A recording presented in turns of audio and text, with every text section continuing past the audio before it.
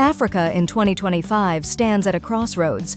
Once hailed as the rising continent, it is now grappling with one of its most severe crises in democracy, governance, and security. As efforts to strengthen democratic institutions continue, there is a simultaneous rise in autocracies, military coups, and leaders clinging to power. This comprehensive report delves into the political reality of Africa in 2025, the power struggles, the future of democracy, and the invisible global power play unfolding on African soil. In 2025, Africa's democratic journey appears to diverge into two distinct paths. In some countries, institutional reforms and increased public involvement have sparked new hope. Yet elsewhere, centralization of power and autocratic tendencies prevail.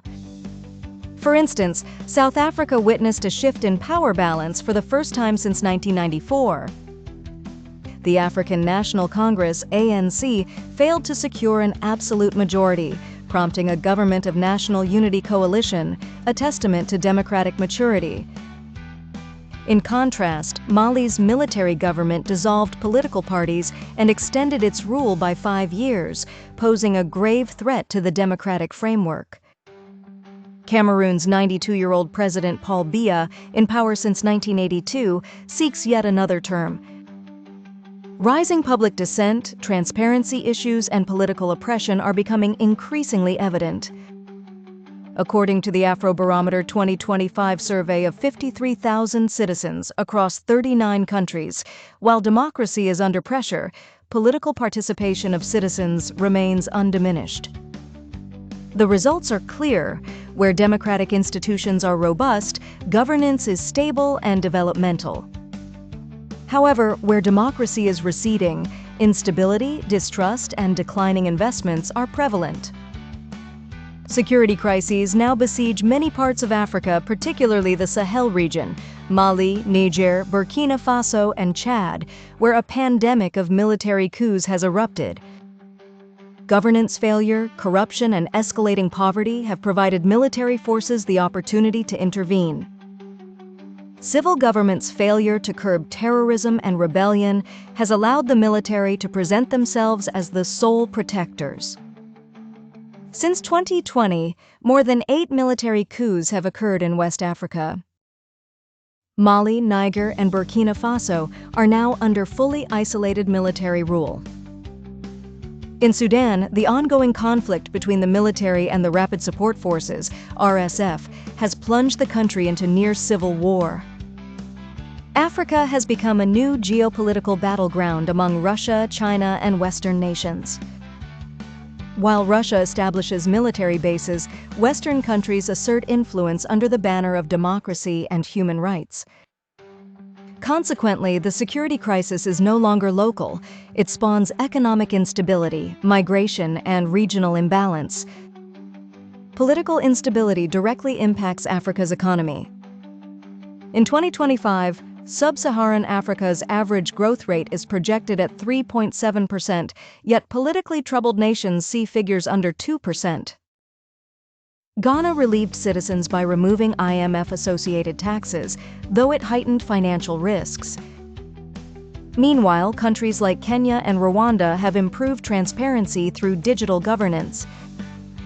Nations embracing political reforms and institutional strengthening see rising investments and bolstering of the private sector. Conversely, where governance falters, debt crises, unemployment, and social discontent escalate rapidly.